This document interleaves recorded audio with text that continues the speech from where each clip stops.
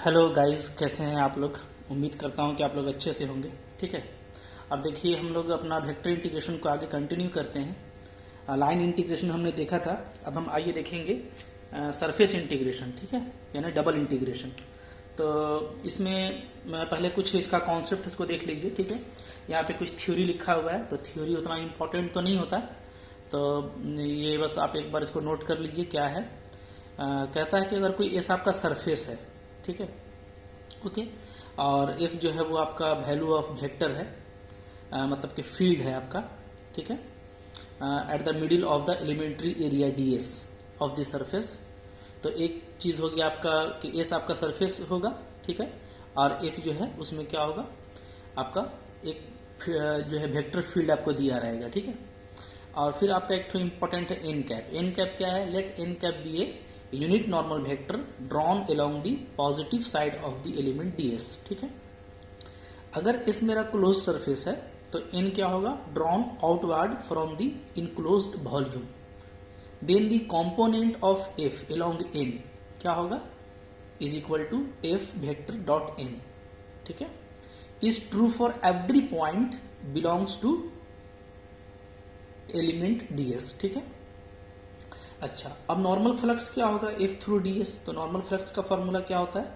हम लोग f dot N ds कर देंगे। ठीक है, अच्छा, the integral of the normal component of f through an element of area ds is called surface integral of f over the surface s। ठीक है, तो देखिए मेन जो है इंपॉर्टेंट वो ये है कि सरफेस इंटीग्रल का फॉर्मूला क्या होता है? तो double integral s f dot N ds। ठीक है, ऐसे लिखेंगे और या तो ऐसे लिखेंगे। ध्यान आपको ये देना है कि ये दोनों एक ही चीज है। ds पे वेक्टर लगा हुआ है, तो ds क्या है? ये सरफेस एरिया है। ठीक है, तो सरफेस एरिया, चूंकि एरिया क्या होता है आपका, कोई भी एरिया होता है तो वो एरिया एक वेक्टर होगा। कब? जब एरिया का अपना एक वैल्यू होगा और उसका एक डायरेक्शन होगा। ठीक है, तो अगर हम डायरेक्शन में लिखेंगे तो ऐसे लिखेंगे, ds को लिख देंगे एन कैप ds। ठीक है, तब फिर क्या हो जाएगा? F vector dot N cap ds। तो ऐसे भी लिख सकते हैं, ऐसे भी लिख सकते हैं। ठीक है, where ds is a vector whose magnitude is ds। ठीक है, तो ds क्या है? हमारा वेक्टर एरिया है जिसका मैग्नीट्यूड कितना है? ds है, और डायरेक्शन क्या है? Normal to the surface that is along N. ठीक है, कोई भी हम जैसे सरफेस लेते हैं, जैसे मान लीजिए मेरा सरफेस है, ठीक है, ऐसा है, ये रेक्टेंगुलर सरफेस है, तो ये मेरा हुआ क्या? ds, इसका वैल्यू, ठीक है, जो भी, और इसका अगर नॉर्मल ऐसे है एन कैप, तो ये इसका क्या बता रहा है? डायरेक्शन। कि ये जैसे मेरा ये पेपर रखा हुआ है, ऐसे पेपर पे कोई एरिया है। ठीक है, तो नॉर्मल क्या बता रहा है कि पेपर पे ऐसे परपेंडिकुलर है। ठीक है, यू परपेंडिकुलर है, क्लियर है? परपेंडिकुलर इस तरीके का। तो कोई भी वेक्टर होता है तो उसका एक नॉर्मल होता है, ठीक है, जिससे हम लोग उसका डायरेक्शन मेजर करते हैं। ओके, तो ये आपका इंपॉर्टेंट है फॉर्मूला। ठीक है, अब देखिए इसके बाद, ठीक है, other forms of surface integral F dot N D S. ठीक है, अदर फॉर्म क्या है? बोलता है if the surface S has projection R on the X Y plane then surface integral this equal to this one. देखिए ये आपके लिए इंपॉर्टेंट है, इसको समझना। ठीक है, देखिए जब हम लोग डबल इंटीग्रल निकालते हैं तो डबल इंटीग्रल अगर आपको कोई सिमेट्रिक दिया है, मतलब कि सरफेस, जैसे मान लीजिए आपको क्यूब दे दिया है, ठीक है, या आपको सिलेंडर दे दिया है, तब तो वहां पे आप काम करना आसान है। लेकिन अगर आपको कोई कह लीजिए कि अनसिमेट्रिक, ठीक है, या कोई भी शेप का आपको सरफेस दे दिया है, तो कोई आर्बिट्रेरी शेप का अगर सरफेस होगा तो हम उसको कैसे इंटीग्रेट कर पाएंगे? लिमिट कैसे निकालेंगे? तो उसका तरीका है प्रोजेक्शन के थ्रू करने का। ठीक है, तो प्रोजेक्शन का मतलब क्या होता है कि हम उसको प्रोजेक्ट करेंगे किसी प्लेन पर। तो बोलता है अगर एस कोई सरफेस एरिया है और इसको आप प्रोजेक्ट किए, ठीक है, यानी इसको आप एक्स वाई प्लेन पर देखे, ठीक है, तो एक्स वाई प्लेन में वो क्या होगा? एक रीजन के जैसा दिखेगा आपको। ठीक है, थोड़ा सिमेट्रिक दिखेगा। ओके, तो अगर एक्स वाई प्लेन में उसका प्रोजेक्शन आर है तो हम डबल इंटीग्रल को कैसे लिख सकते हैं? देखिए ये ओवर एस है, तो ये कन्वर्ट हो जाएगा ओवर आर। ठीक है, और फॉर्मूला क्या लगेगा? एफ डॉट एन, और डी एस के जगह पे देखिए लगाएंगे D X D Y by N cap dot K cap. ठीक है, ओके, तो पहले तो ये देखिए कि जो डी एस था आपका वो क्या हो गया? वो आपका हो गया डी एक्स डी वाई। तो dx dy भी एक एरिया है, ठीक है, लेंथ इंटू विड्थ है, तो ये एक एरिया है, ठीक है। और इन डॉट के कैप, तो इन डॉट के कैप नीचे जो लिया गया है ये क्या है, ये हम लोग का प्रोजेक्शन के थ्रू आता है, ठीक है। तो ये फॉर्मूला इस पर याद कर लीजिए। अब आपको ध्यान ये देना है कि नीचे वाला जो इन डॉट के कैप है वो एग्जिस्ट करना चाहिए, ठीक है, और जीरो नहीं होना चाहिए। तो अगर ये एग्जिस्ट करता है, जैसे इन डॉट के कैप, ये आपका क्या होना चाहिए, ये आपका नॉट इक्वल टू जीरो होना चाहिए, है ना, ठीक है, तभी ना हमारा काम होगा। इसलिए कि नीचे वाला अगर जीरो हो गया तो काम नहीं बनेगा। तब आपको ध्यान देना है कि हम प्रोजेक्शन कहाँ कहाँ ले सकते हैं, ठीक है। इसका आइडिया कहाँ से मिलेगा, तो इसका आइडिया देखिए मिलेगा यहाँ से, एन कैप से, ठीक है। एन कैप का आप वैल्यू निकालेंगे। एन कैप क्या है, नॉर्मल टू द सरफेस, ठीक है, ओके। अभी हम इसका फॉर्मूला आपको लिखने वाले हैं। तो एन कैप का वैल्यू जो आएगा, तो वहां से हम लोग देख लेंगे कि एन डॉट के कैप अगर एग्जिस्ट करता है तो ये लेंगे। तो आपको ध्यान ये देना है कि अगर ऊपर में डी एक्स डी वाई होगा, ठीक है, तो क्या बच गया, dz बच गया। तो z का क्या होता है, यूनिट वेक्टर k, तो z का नीचे लेना है एन डॉट के, ठीक है। तो इस तरह का हम लोग कोई भी प्रोजेक्शन ले सकते हैं, याद रखिए, जो एग्जिस्ट करेगा। हाँ, तो दो बातों पर डिपेंड करेगा कि एन कैप का क्या वैल्यू आया है, एन कैप का जो भी वैल्यू आया है उससे अगर एन डॉट के नॉट इक्वल टू जीरो होता है तो हम एक्स वाई का प्रोजेक्शन ले सकते हैं, समझिए, ठीक है। एक्स वाई का प्रोजेक्शन यानी डी एक्स डी वाई का प्रोजेक्शन कब लेंगे, जब एन डॉट के मेरा नॉट जीरो होगा। और अगर ऊपर में डी एक्स डी वाई होगा तो नीचे में क्या होगा, एन डॉट के। क्लियर है। तो एक्स वाई लिया गया तो जेड का, ठीक है। तो देखिए यहाँ पे हम और भी बताए हैं, सिमिलरली लिखा हुआ है, सिमिलरली एज वन। हम क्या क्या और ले सकते हैं, देखिए, तो इसको हम ले सकते हैं डी एक्स डी वाई में लिए तो एन डॉट के कैप, ठीक है। अगर हम वाई जेड में लेंगे, वाई जेड, तो वाई जेड लिए तो क्या बचा, एक्स, तो नीचे क्या हो जाएगा, एन डॉट आई। एक्स का यूनिट वेक्टर क्या होता है, आई, ठीक है। या आप अगर आप एक्स जेड में लेते हैं, एक्स जेड प्लेन में, तब आपका क्या बच गया, ऊपर में y बचा, तो y का क्या होता है, जे कैप, तो नीचे में एन डॉट जे कैप लेंगे, ठीक है। तो ऊपर में जो मिसिंग होगा उसी का यूनिट वेक्टर नीचे में लिया जाएगा, ये आपको ध्यान रखना है। और कोई भी वैल्यू लेकर के आप बनाएंगे आंसर एक ही आएगा। हाँ, शर्त ये है कि नीचे वाला एग्जिस्ट करना चाहिए, ठीक है, नॉन जीरो होना चाहिए। और वो कैसे होगा, तो वो तभी होगा जब हम लोग एन कैप निकालेंगे। तो ये फॉर्मूला आप याद रखिएगा, हम लोग कोई भी काम करेंगे तो चूंकि हमको यहाँ पे जो है अनसिमेट्रिकल सरफेस दिया रहेगा, तो हम क्या करेंगे, नॉर्मल निकाल के काम करेंगे, ठीक है, ओके, और प्रोजेक्शन लेके काम करेंगे, ठीक है। फिर एक फॉर्मूला और भी है कि अगर इस तरीके का कहीं पे दिया हुआ है F X L F Y M F Z N D S, ठीक है, तो इसका मतलब क्या होता है, इसका मतलब होता है F X D Y D Z, X है तो D Y D Z, Y है तो डी जेड डी एक्स, और जेड है तो डी एक्स डी वाई, ठीक है। जहां एलिमेंट क्या है, तो डायरेक्शन कोसाइन है, क्या है, डायरेक्शन कोसाइन, डीसीएस लिखा हुआ है शॉर्ट में, इसको बोलते हैं हम लोग डायरेक्शन कोसाइन, ठीक है, of any normal to the surface delta S, ठीक है, ओके। और एलिमेंट क्या होता है, एलिमेंट जनरली होता है cos alpha cos beta cos gamma, अगर नॉर्मल मेरा सरफेस के साथ में अल्फा बीटा और गामा एंगल रिस्पेक्टिवली बनाता है, एक्स एक्सिस वाई एक्सिस और जेड एक्सिस के साथ में, ठीक है, ओके। ये सब फॉर्मूला आपको याद कर लेना है, क्लियर है। अच्छा, कुछ देखिए यहाँ पे मैं और भी आपको बताना चाहता हूँ, ठीक है, कुछ इंपॉर्टेंट बातें, तो वो भी हम लोग को ध्यान दे देना है कि एन कैप क्या होगा, ठीक है, एन कैप का फॉर्मूला हम लोग कैसे निकालेंगे, ठीक है। तो ये देखिए मैं यहाँ पे बताता हूँ आपको, देखिए एन कैप क्या होगा। हाँ, तो जो एन कैप है हमारा, एन कैप वो क्या है, वो है unit normal vector to surface, ठीक है। तो सरफेस मान लीजिए हम फाई ले लेते हैं, हाँ, जो आपको सरफेस दिया रहेगा उस पर काम करना है। तो unit normal vector to surface phi अगर आप लेंगे, ठीक है, तो एन कैप क्या हो जाएगा, तो एन कैप हो जाएगा del phi by mod of del phi, ये इसका फॉर्मूला होगा, ठीक है, ओके। तो अगर सिमेट्रिकल है तो जैसे उसमें तो आपको एन कैप मिल जाएगा फॉरन, लेकिन अगर अनसिमेट्रिकल सरफेस है फाई तो आप एन कैप ऐसे निकालेंगे, ठीक है।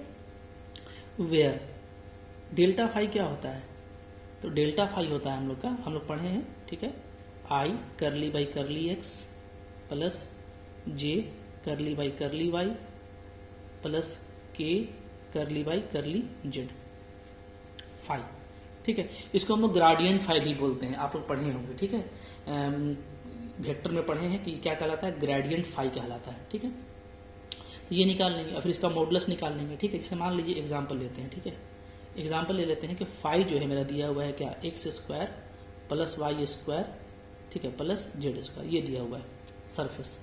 ठीक है, तो डेल फाई आप निकालेंगे, तो डेल फाई क्या हो जाएगा आपका, डेल फाई निकालिएगा तो ऐसे ही निकालिएगा। ठीक है, ओके, आई करली बाई करली एक्स प्लस जे करली बाई करली वाई प्लस के करली बाई करली जेड। ठीक है, और ये फाई हो गया आपका X square plus Y square plus Z square.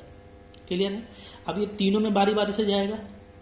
ठीक है, पहले इसमें लेते हैं, अगर हम लोग इसमें लेंगे तो आई आई, ठीक है, तो सिर्फ ये एक्स में पार्शियल डिफ्रेंशिएशन करेगा तो क्या आ जाएगा 2x। ठीक है, प्लस जे, ये सिर्फ y में करेगा तो क्या आएगा 2y, और ये सिर्फ आपको z में करेगा तो क्या आएगा 2z। ठीक है, पार्शियल डिफ्रेंशिएशन आप पढ़े हुए हैं, तो ये आपका क्या आ गया 2xi plus yj plus zk। ठीक है, ये हम लोग का हो गया। तो अब इसका जैसे मान लीजिए मॉड डेल फाई निकालना है, तो मॉड का मतलब क्या होता है, अगर मॉड निकालेंगे आप तो क्या होगा, सबका स्क्वायर हो जाएगा। ठीक है, तो 2 तो बाहर आ जाएगा और क्या हो जाएगा X square plus Y square plus Z square. Clear है। ठीक है, और अगर मान लीजिए इसका वैल्यू ऐसे है कि ये -2 इक्वल टू 0 है। ठीक है, तो इसका यानी कि इसका वैल्यू 2 है, तो अगर इसका वैल्यू 2 हो जाएगा तो यहाँ पे हम क्या ले सकते हैं 2√2। ठीक है, क्योंकि इसका पूरा का वैल्यू क्या हो जा रहा है इक्वल टू 2 करने से। इस तरीके से आप यहाँ पे एन कैप हमारा क्या आ जाएगा। ठीक है, यहाँ पे हम लोग का जो एन कैप है वो क्या आ जाएगा, तो फॉर्मूला पढ़े हम लोग del phi by mod of del phi. ठीक है, तो 1/2√2 नीचे में कॉमन आ गया और ये था आपका 2 इंट्रा। ठीक है, तो 2xi yj और zk, फिर 2 आपका कैंसिल हो जाएगा। इस तरीके से देखिए हमको काम करना है। ठीक है, ओके, तो एन कैप जैसे अभी आपका जैसे आप देख रहे हैं कि एन कैप अभी आई वाला भी टर्म है, जे वाला टर्म भी है और के वाला टर्म भी है। ठीक है, तो हम लोग क्या लिखेंगे हियर, जो हमारा एन कैप है वो क्या करता है, वो रखता है इन्वॉल्विंग। ठीक है, क्या हमारे पास तीनों है, एक्स भी है, वाई भी है और जेड वाला टर्म भी है। ठीक है, इन्वॉल्विंग है ना, term of X Y and Z, या बोल सकते हैं या क्या, और I vector J vector and K vector. ठीक है, तीनों का इसके पास टर्म है, तो कोई भी एग्जिस्ट करेगा। देयरफॉर क्या होगा, अगर हम लोग निकालेंगे, मान लीजिए हम लोग निकालते हैं N vector dot I cap ये। ठीक है, तो इसको आई से डॉट करेंगे तो सिर्फ क्या मिलेगा, ठीक है 1/√2, तो आपका मान लीजिए नीचे में कांस्टेंट रहेगा और सिर्फ आई डॉट आई होगा तो सिर्फ हमको एक्स मिलेगा। ठीक है, ओके, इसी तरीके से अगर आप इन डॉट जे निकालते हैं तो आपको क्या मिलेगा y/√2 मिलेगा। ठीक है, फिर इन डॉट अगर आप के निकालते हैं तो क्या मिलेगा z/√2 मिलेगा। तो तीनों एग्जिस्ट कर रहा है। ठीक है, तो हम लोग यहाँ पे इसका प्रोजेक्शन कोई भी प्लेन में ले सकते हैं। ठीक है, ध्यान रखिएगा, अगर जैसे मान लीजिए ये सिर्फ एक्स आई और वाई जे आता, जेड के नहीं आता, तो ऐसे केस में ये वाला वैल्यू हमको नहीं मिलता, 0 मिलता, तो हम इन डॉट के का इस्तेमाल नहीं कर पाते। बात समझ में आ गया। ठीक है, अच्छा, कुछ और इम्पोर्टेंट बात देखिए जिसको आपको समझना है। ठीक है, कुछ और रिजल्ट्स हम लोग देख लेते हैं यहाँ पे। रिजल्ट्स नंबर 1, देखिए पहली बात ये है कि हम लोग देखेंगे कि जैसे equation of X Y plane, ये क्या होता है। ठीक है, तो equation of X Y plane क्या होता है, जेड इक्वल टू 0, याद रखिएगा। ठीक है, क्योंकि एक्स वाई प्लेन है तो यानी कि इसमें जेड का कोई पॉइंट नहीं मिलेगा, तो जेड हमेशा क्या होगा 0। ठीक है, फिर आपका equation of Y Z plane, ये क्या होगा, तो वाई जेड है तो एक्स बराबर 0, जो मिसिंग है उसको 0 कर दीजिए। ठीक है, number 3 equation of X Z plane, ये क्या होगा, तो ये होगा हम लोग का y इक्वल टू 0। ठीक है, अच्छा, तो प्लेन हो गया। मान लीजिए हमको लिखना है इक्वेशन ऑफ एक्स एक्सिस का इक्वेशन लिखना है 3 डायमेंशन में। ठीक है, तो ऐसे तो y इक्वल टू 0 होता है, लेकिन चूंकि 3 डायमेंशन है तो जो 2 डायमेंशन बच गया, यानी y भी 0 और z भी 0। ये इक्वेशन ऑफ x एक्सिस हो गया, ठीक है। इक्वेशन ऑफ y एक्सिस ये क्या हो जाएगा, तो y है तो क्या बच गया, x बच गया और z बच गया, ठीक है। Number 6 equation of z axis, ये क्या हो गया, x बच गया और y बच गया। क्लियर है, ठीक है। इस तरीके से आपको ये सब बातें याद रखनी है, ठीक है। अच्छा, एक हम लोग और एक फॉर्मूला पढ़े थे, वो भी थोड़ा सा यहाँ पे हम लोग ये कर लेते हैं 7 नंबर, ठीक है। क्या, प्रोजेक्शन ऑफ ए वेक्टर, ठीक है, ऑन बी वेक्टर। ये आप पढ़े थे क्लास 12 में। तो ये क्या होता है, तो ये होता है एक्चुअली क्या होता है, ए कॉस अल्फा ना, क्योंकि हम लोग क्या करते हैं, ए का प्रोजेक्शन देखते हैं बी पर, ठीक है। ये बी है और ये हमारा ए है, मान लीजिए ये एंगल अल्फा है, ठीक है। तो ए का प्रोजेक्शन क्या होता है, ये होता है ए कॉस अल्फा, ठीक है। और इसको क्या लिख सकते हैं हम लोग, A dot B by mod B, ठीक है। इसलिए कि ए डॉट बी क्या होता है, ए बी कॉस अल्फा, और मॉड बी बी है तो बी बी कट जाएगा तो क्या आएगा, ए कॉस अल्फा, ठीक है। तो ये सब कुछ रिजल्ट है जो आपको याद रखना है, ओके। अब आइए अब हम लोग इसका कुछ क्वेश्चन देखते हैं, ठीक है। पहले एक सिमेट्रिकल केस का हम लोग क्वेश्चन देख लेते हैं जो कि इंपॉर्टेंट है, ठीक है। उसके बाद हम आगे कंटिन्यू करेंगे, ठीक है। तो देखिए हमारे पास एक क्वेश्चन है यहाँ पे, ये देखिए क्वेश्चन है, ठीक है। क्या है क्वेश्चन, क्वेश्चन को देखिए अच्छे से। क्वेश्चन है आपका, ये एग्जाम्पल दिया हुआ है, ठीक है, और इम्पॉर्टेंट क्वेश्चन है, एग्जाम में आया हुआ है, ठीक है। और सिमेट्रिकल है तो इजी भी होगा। क्या है, आपको एक वेक्टर दिया हुआ है और आपको ये डबल इंटीग्रल इवेलुएट करना है, ठीक है।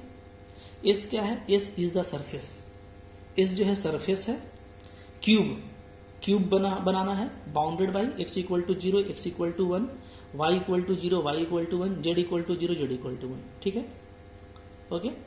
तो x इक्वल टू 0, यहाँ पे सब प्लेन लिखा हुआ है, बता देना है, ठीक है। x इक्वल टू 0 का मतलब क्या है, अभी हम आपको बताए हैं, वाई जेड प्लेन, ठीक है। और x इक्वल टू 1 का मतलब क्या है, कि वाई जेड प्लेन के पैरेलल में 1 यूनिट पर, ठीक है। y equal to 0 Z X plane, और y इक्वल टू 1 इसके पैरेलल का प्लेन, ठीक है, ओके। अच्छा, z इक्वल टू 0 ये क्या है, एक्स वाई प्लेन, और z इक्वल टू 1 इसके पैरेलल का प्लेन, ठीक है। तो यहाँ पे जैसे हम दिखा सकते हैं आपको, जैसे इसको देखिए बढ़िया से आप, ठीक है। यहाँ पे मैंने क्यूब बनाया हुआ है, ये आप बढ़िया से देखिए, ये जो है ये क्या है, ये है आपका एक्स वाई प्लेन, ठीक है। तो अगर ये एक्स वाई प्लेन है, ठीक है, तो इसका इक्वेशन क्या होगा, इसका इक्वेशन होगा z इक्वल टू 0, ठीक है। तो जो ऊपर वाला है सेम, ये क्या हो गया, ये चूंकि 1 यूनिट पे होगा तो ये हो गया आपका z इक्वल टू 1, क्या हो गया ये z इक्वल टू 1, क्लियर है, ठीक है। इसी तरीके से हम लोग और भी देख लेते हैं, जैसे मान लीजिए हमारा ये वाला पोर्शन, ठीक है, ये वाला पोर्शन देखिए,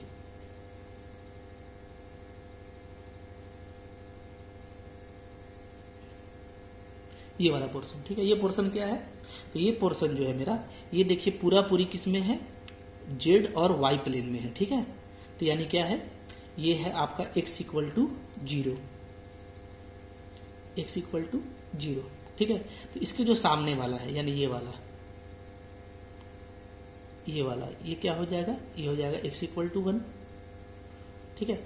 अब बचा फ्रंट का और पीछे वाला। तो फर्क पीछे वाला को आप पहले देखिएगा, तो पीछे वाला देखिए जेडेक्स में है, ठीक है, पीछे वाला। तो जो जेडेक्स में है, तो पीछे वाला को आप कलर करेंगे तो सारा भर जाएगा, ठीक है। तो जेडेक्स वाला देखिए मेन जो है वो क्या होगा, वो आपका पीछे वाला होगा y इक्वल टू 0, ठीक है, पीछे वाला। और सामने वाला जो होगा वो क्या होगा, वो होगा पैरेलल वाला y इक्वल टू 1, क्लियर है, ठीक है। इस तरीके से आपको प्लेन यहाँ पे पहचान लेना है। हाँ, तो प्लेन हमको दिया हुआ है तो हमको क्या करना है, सिर्फ डबल इंटीग्रल को सोल्व करना है, और ये काफी इजी है, सिर्फ हम लोगों को ध्यान देना है। देखिए क्या है, तो अभी हमारे पास कितना सरफेस है, कुल देखिए 4 तो हम दिखाए हैं और 2 आगे पीछे, कुल 6 सरफेस है। तो हमको 6 सरफेस में अलग अलग इंटीग्रल निकाल करके उसको फाइनली ऐड कर देना है, ठीक है। तो देखिए पहले हम स्टार्ट किए हैं OBFC, फॉर सरफेस OBFC। देख लीजिए कहाँ पे है, ओ बी एफ सी, ठीक है। तो डेफिनेटली देखिए, आप अच्छे से देखिएगा ना, यहाँ पे क्या है, देखिए यहाँ पे x इक्वल टू 0 है, लिखा हुआ x इक्वल टू 0, ठीक है। और इसमें ये जो इसका यूनिट वेक्टर है वो एरो देखिए इधर किया हुआ है, तो ये x के उल्टा तरफ है। इधर क्या होता है, प्लस आई होता है, ठीक है। तो इधर उल्टा क्या होगा, माइनस आई। तो आपको जो नॉर्मल वेक्टर है, जो इस पर हम परपेंडिकुलर डालेंगे, वो क्या होगा, माइनस आई कैप इधर, और x को लेना है क्या हमको, 0। तो इन दोनों को रखिए, ठीक है। लिखा हुआ है कि OBFC क्या है, देखिए YZ प्लेन है तो x 0 होगा, ठीक है। तो पहले f में डाल लेते हैं। f में जो f हमको दिया हुआ है क्वेश्चन में, जो f हमको दिया हुआ है, ठीक है, वहां पे x को 0 पुट कीजिए, तो देखिए ये बचेगा, ओके। अच्छा, तो अब देखिए f डॉट एन का वैल्यू क्या आ जाएगा, तो f डॉट एन यानी ये f और इसका n के साथ में डॉट करेंगे, तो j का डॉट i के साथ क्या होगा, 0, ठीक है, ओके। तो ये 0 हो गया। तो इसका मतलब है कि ये जो इंटीग्रल है हमारा OBFC में, वो डायरेक्ट क्या आ गया, मेरा 0 आ गया, ठीक है, क्लियर, ओके। तो देखिए यहाँ पे चूंकि हमारा कोई प्रोजेक्शन का काम नहीं है, याद रखिएगा, ठीक है, क्योंकि ये सिमेट्रिकल केस है, इसलिए ds आपका क्या होगा, डायरेक्ट dy/dz होगा, क्योंकि ये सिमेट्रिकल है, ठीक है। डिवाइड में कोई उस तरह का नहीं लगेगा, क्योंकि प्रोजेक्शन नहीं है, ठीक है। तो चूंकि मेरा ये क्या था, ये मेरा था YZ प्लेन था, इसलिए इसमें अगर एरिया लिखना होगा तो क्या लिखेंगे, dy/dz, क्लियर है। तो ये 0 आ गया। अच्छा, अब चलिए, अब हम लोग का तरीका ये है कि इसको लिए हैं, तब इसके पैरेलल वाला लेंगे, ठीक है। इसके पैरेलल में कौन है, इसके पैरेलल में है ADEJ, देखिए इसको ले रहे हैं, ठीक है, फॉर द सरफेस ADEJ। अब देखिए इसका एरो इधर है, तो n क्या होगा, प्लस i, और ये कौन सा प्लेन है, x इक्वल टू 1, ठीक है। तो चलिए अब इसमें काम करते हैं, f डॉट एन ds, ठीक है। लिमिट देखिए 0 से 1 होगा डेफिनेटली, चूंकि सारा जो वैल्यू है वो 0 से 1 है, ठीक है, x y z सबका। तो लिमिट क्या होगा, 0 से 1, ठीक है। तो पहले हम लोग क्या करेंगे, n के x के जगह पे 1 डाल देंगे f में, तो देखिए ये आ जाएगा, ठीक है। डॉट n क्या है, i, ठीक है, n i है, और यहाँ पे हमारा क्या लगता है, ds, ठीक है। तो अब देखिए सिर्फ i से डॉट होगा तो सिर्फ 2 बचेगा, ठीक है। तो ds क्या लेंगे, क्योंकि ये प्लेन भी वही है ना, dy/dz के पैरेलल में है। देखिए ये YZ हम लोग का था शुरू में, तो जो यहाँ पे हम लिए थे वही यहीं पे लेंगे, क्योंकि ये पैरेलल है, ठीक है। तो क्या होगा, 2 इंटू 0 से 1, फिर 0 से 1, और dy और dz, ठीक है, ओके। अच्छा, अब देखिए इसका वैल्यू क्या आएगा, इसका वैल्यू आएगा 2, दोनों कांस्टेंट है, तो dy का इंटीग्रेशन 1, लिमिट 1, dz का भी 1, तो इसका वैल्यू क्या आ गया, आपका 2 आ गया, क्लियर है। 2 सरफेस हो गया। चलिए अब आगे बढ़ते हैं, तीसरा सरफेस देखते हैं हम लोग, ठीक है। तो देखिए मैं समझ में आने के लिए मैंने इधर भी पिक्चर बना दिया है, तो पहले मैं उसी तरीके से कलर कर देता हूं ताकि आपको समझ में आए, ठीक है। एक तो हमारा ये है, ठीक है, ये था हमारा,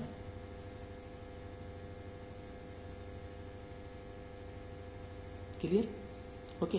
अच्छा, तो अब देखिए, तो जैसे हम लोग वहां पे दिए थे, एरो किए थे, उस तरह से यहाँ पे भी कर देते हैं, ठीक है। ये रेड वाला है और ये भी रेड है, क्लियर है। ये था हमारा क्या, x बराबर 0 था, ये था x बराबर 1, ठीक है। और ये था हम लोग का y एक्स तो z इक्वल टू 0 था, और ये क्या था, ये था z इक्वल टू 1, ठीक है। और इधर हम लोग का पीछे में होगा y इक्वल टू 0, और आगे में होगा y इक्वल टू 1, क्लियर है।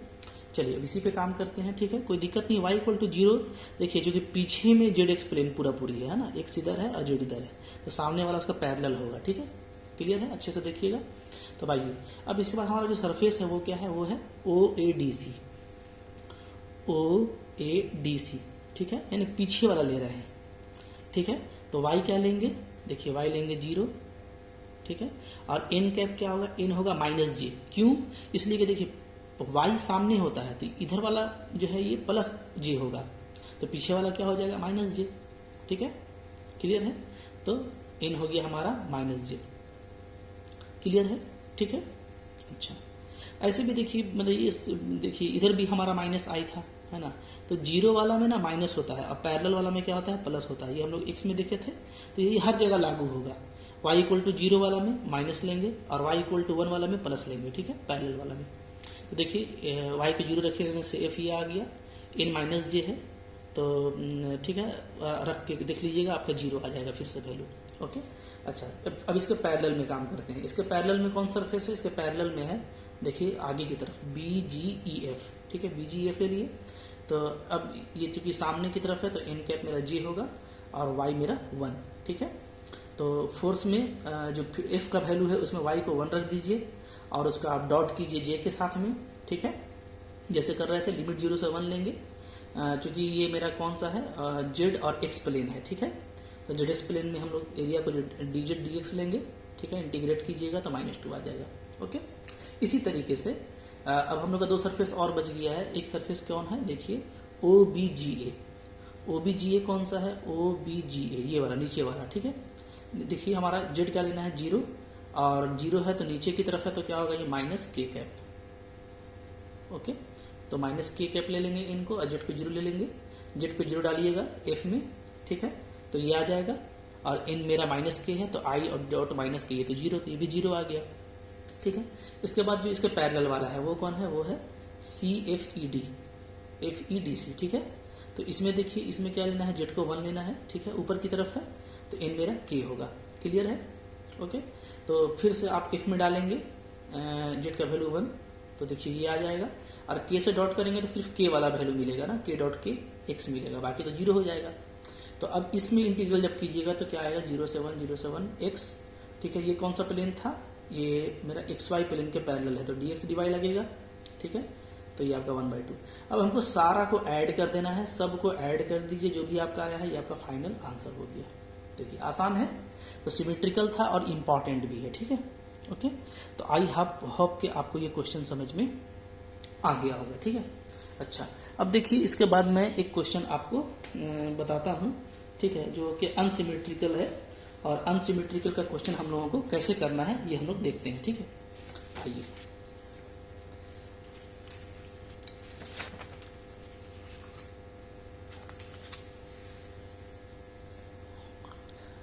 जो भी क्वेश्चन मैं बता रहा हूं वो इम्पोर्टेंट है, उसको आपको अच्छे से करना है, ठीक है। देखिए क्वेश्चन है,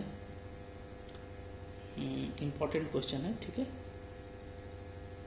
एग्जाम्पल है, क्या एग्जाम्पल है, देखिए। तो एग्जाम्पल दे रखा है हमको कि हमको इवैल्यूएट करना है,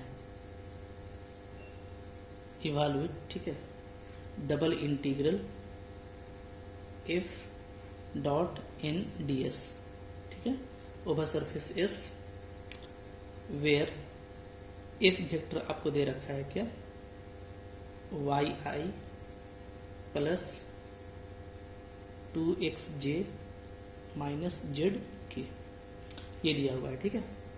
अच्छा, और क्या है, and S is the surface, S क्या है हमारा, सरफेस है, ठीक है, of the plane, of the plane, क्या क्या प्लेन है, 2x plus Y equal to 6, ठीक है, in the first octant, in the first octant, ठीक है, cut off by the plane z equal to 4, ठीक है। ओके, देखिए पहले मैं यहाँ पे एक बात आपको बता दूं कि हम लोग आगे पढ़ने वाले हैं गाउस डाइवर्जेंस फार्मूला, ठीक है। तो गाउस डाइवर्जेंस फार्मूला से, उस थ्योरम से हमको डबल इंटीग्रल को सोल्व करना इजी हो जाए। लेकिन आपको ये ध्यान रखना है कि सारा डबल इंटीग्रल को हम गाउस डाइवर्जेंस से नहीं कर सकते, तो अभी से पकड़ के चलना है। इसलिए कि जब आप पढ़ लेंगे तो आपको लगेगा कि किसको करेंगे गाउस से, किसको नहीं करेंगे। तो देखिए इस तरह का क्वेश्चन को आप गाउस से नहीं कर सकते जिसमें फर्स्ट ऑक्टेंट दिया रहता है, ठीक है। अगर फर्स्ट ऑक्टेंट आपको बाउंड कर दिया है सरफेस में तब वो गाउस उस पर अप्लाई नहीं होगा, इसलिए कि गाउस जो है वो अनबाउंडेड सरफेस के लिए अप्लाई होता है, ठीक है। ओके, तो जहां भी फर्स्ट ऑक्टेंट का क्वेश्चन है उसको हम लोग किससे करेंगे, प्रोजेक्शन से करेंगे, याद रखिएगा। और जो फर्स्ट ऑक्टेंट नहीं दिया रहेगा तो उसको आप गाउस से कर सकते हैं, ठीक है। तो ये बात हम आपको टाइम टू टाइम में बताते रहेंगे। हाँ, देखिए सॉल्यूशन कैसे करना है। यहाँ पे देखिए सरफेस क्या दिया हुआ है, ये आपका सरफेस है, ठीक है। गिवन सरफेस क्या है, इसको लिखिए, गिवन सरफेस ये है 2x + y = 6, ठीक है। इसको आप ऐसे ले लीजिए, लेट phi = 2x + y - 6, ठीक है, ऐसे ले लीजिएगा, ओके। अच्छा, अब हम लोग क्या करेंगे, अब हम लोग निकालेंगे डेल फाई। बताया था आपको कैसे होता है, I करली बाई करली x प्लस j करली बाई करली y प्लस k करली बाई करली z, ठीक है। और नीचे क्या होगा, और फाई का वैल्यू क्या है, 2x + y - 6, ठीक है। अब देखिए पार्शियल करेंगे x के रिस्पेक्ट में तो सिर्फ 2 आएगा, तो I के साथ 2, ठीक है। j के साथ में 1 आ जाएगा तो j, और k वाला तो टर्म नहीं होगा ना, क्योंकि इसमें z का टर्म नहीं है, ठीक है। तो अब आप देखिए, अब यहाँ पे हमारा जो है n कैप क्या हो जाएगा, देयरफॉर जो n कैप होता है वो क्या होता है, वो होता है, पहले इसका आप मॉड निकाल लीजिए, ठीक है। तो दैट इम्प्लाइज, इसका अगर हम लोग मॉड निकालते हैं तो क्या हो जाएगा, 2 का स्क्वायर प्लस 1 का स्क्वायर यानी √5, ठीक है। तो जो यूनिट नॉर्मल है उसका फॉर्मूला क्या होता है, del phi by mod of del phi, ठीक है। तो ये 1/√5 आ गया, और यहाँ पे क्या आ गया, 2i + j, ठीक है। तो अब यहाँ पे देखिए, यहाँ पे हम लोग का चूंकि i और j में आया है, तो यहाँ पे आपको दो तरह का टर्म एग्जिस्ट करेगा, क्या, n.i आपको मिलेगा, ठीक है। इसका मॉड क्या मिलेगा, इसका मॉड मिलेगा 2√5 अगर i से डॉट करते हैं तो, और अगर हम j से डॉट करते हैं इसको तो j वाला टर्म मिलेगा यानी 1/√5। तो आपको दोनों, तो आप यहाँ पे जो प्रोजेक्शन है वो किसी में भी ले सकते हैं, जैसे n.i का मतलब क्या है, i है तो x को छोड़िए तो आप yz प्लेन में ले सकते हैं, और यहाँ पे j है तो j को छोड़िए तो xz प्लेन में ले सकते हैं, ठीक है। कोई भी प्लेन लेके चलिएगा एक ही आंसर आएगा, ये आप ट्राई कर सकते हैं, ठीक है। तो हम जो है इस प्लेन को लेके चल रहे हैं, ठीक है, ओके। देयरफॉर क्या लिखेंगे, देयरफॉर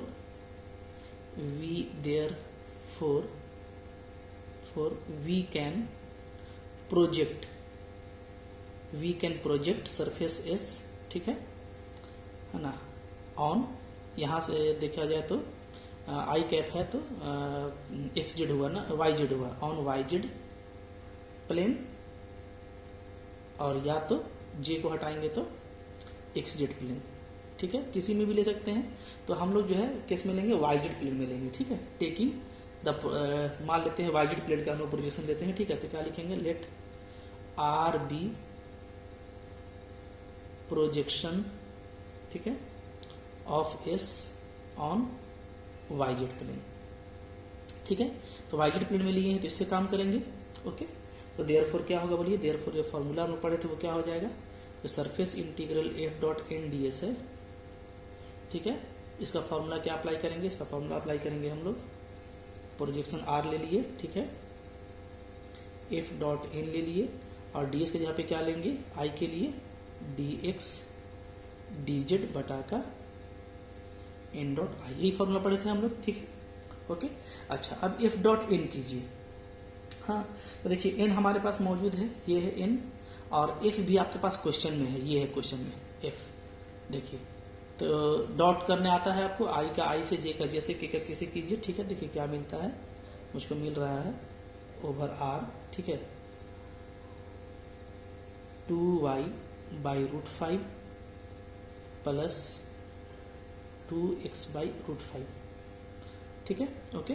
और dx dz हमारा ऐसे ही रहेगा, और n.i का वैल्यू क्या आया था, इसका भी आया था 2/√5, ठीक है। तो 2/√5 को कॉमन निकालेंगे तो इससे कैंसिल हो जाएगा, तो हमारा क्या बचेगा, x + y बचेगा मेनली ना, ठीक है। देखिए आगे इसको कंटिन्यू करते हैं, क्या बच रहा है बोलिए, देयरफॉर हमारा बच रहा है, देयरफॉर क्या बच रहा है, ठीक है, s f.n/ds, ठीक है, इक्वल टू बच रहा है मेरा region r x + y dy dz, clear है, ठीक है। अच्छा, अब यहाँ पे देखिए हमको लिमिट डालना है, तो हमको चूंकि लिमिट दिया हुआ है क्या है, z = 4 तक जाना है, और फर्स्ट ऑक्टेंट है यानी पॉजिटिव से शुरू करना है, तो 0 से मेरा z कहाँ तक जाएगा, 4 तक जाएगा, ठीक है। अब रहा सवाल y का, तो y कहाँ से निकालेंगे, तो देखिए y हम लोग यहां से निकालेंगे, ठीक है, इस प्लेन से निकालेंगे, ठीक है। तो क्या लिखेंगे, फॉर x इक्वल टू 0, जब y निकालना हो तो x को 0 ले लीजिएगा, ठीक है। For x equal to 0 1 implies, ये देखिए 1 है हम लोग का, यहाँ से y का वैल्यू क्या आ जाएगा 6। तो फर्स्ट ऑक्टेंट में हमारा y कहाँ से कहाँ तक जाएगा, 0 से 6 तक, ठीक है, क्योंकि फर्स्ट ऑक्टेंट है। तो देयरफॉर हमारा जो इंटीग्रेशन है वो क्या हो जाएगा, वो हो जाएगा s f dot N D S is equal to y मेरा 0 से 6, z मेरा 0 से 6, ठीक है, x प्लस y dy और dz। क्लियर है, ठीक है। अच्छा, तो अब यहाँ पे देखिए, यहाँ पे हम लोगों का वैल्यू क्या आ जाएगा। हाँ, अच्छा देखिए यहाँ पे हम लोगों को x आ रहा है जबकि dy dz है, तो हमको क्या करना पड़ेगा, फिर से हम 1 का यूज करेंगे, ठीक है, जो हमारा दिया हुआ था। तो यूजिंग 1, जो सरफेस दिया हुआ है वहां से हम x को क्या ले सकते हैं, 6 माइनस वाई बाई 2। ध्यान दीजिए, ठीक है, हमारा क्या दिया हुआ है, हमारा दिया हुआ है 2x plus Y equal to 6 है, यानी हम x को क्या लिख सकते हैं, 6 माइनस वाई बाई 2, ठीक है। तो मेरा जो इंटीग्रेशन है वो क्या आ जा रहा है, i is equal to Y 0 से 6, जेड भी 0 से 6, ठीक है, ये हो जा रहा है 6 माइनस वाई बाई 2 और प्लस वाई dy और dz, ठीक है। देखिए dz तो इसमें कांस्टेंट है, dz का तो कोई दिक्कत नहीं है, तो dz वाले को सोल्व कर देते हैं, ठीक है। तो dz का इंटीग्रेशन क्या आएगा, z आएगा, और z मेरा 0 से 4 है, 0 से 4, 0, ये तो 6 ही है, माफ कीजिएगा, z 0 से 4, ठीक है, ये 6 है, ओके। तो z वाला को कर देते हैं, तो z वाला का 4 आ जाएगा वैल्यू, जो कि dz का इंटीग्रेशन z होगा और लिमिट 4 लग जाएगा, ठीक है। बचा y वाला, तो y मेरा 0 से 6 है, और यहाँ पे हम लोग सोल्व करेंगे तो क्या आ जाएगा, 6 प्लस वाई बाई 2 और dy, ठीक है। अब चलिए इसको फाइनली सोल्व कर लेते हैं, तो क्या आ जाएगा, वा 4, 6 बाई 2 यानी 3, और y का इंटीग्रेशन dy का y, तो लिमिट 6, ठीक है, और प्लस y, फिर 1 बाई 2 बचेगा, y dy का y स्क्वायर बाई 2, तो y स्क्वायर बाई 2 और लिमिट मेरा 0 से 6, ठीक है। तो फाइनली देखिए क्या आंसर आ जा रहा है, 4, 18 और यहाँ पे 6 का स्क्वायर 36 बाई 4 यानी 9, ठीक है। तो ये कितना हो गया, 27, और यहाँ पर कितना आ गया, 108, ठीक है। तो ये हम लोग का स्क्वायर यूनिट में आंसर आया, क्योंकि ये सरफेस इंटीग्रल था, ओके। तो देखिए इस तरीके से अगर आप यहाँ पे ये प्लेन लेंगे वाई जेड की जगह एक्स जेड, तो वही आंसर आएगा, ठीक है, आप करके देख लीजिएगा। तो ये इंपॉर्टेंट क्वेश्चन था, और इसी तरह से हमारा अभी बहुत सारा क्वेश्चन बनेगा, ठीक है। तो मैं आप लोगों को उन क्वेश्चंस को समझाऊंगा, ठीक है। तो आप इसको अच्छे से देख लीजिए। Thank you for watching.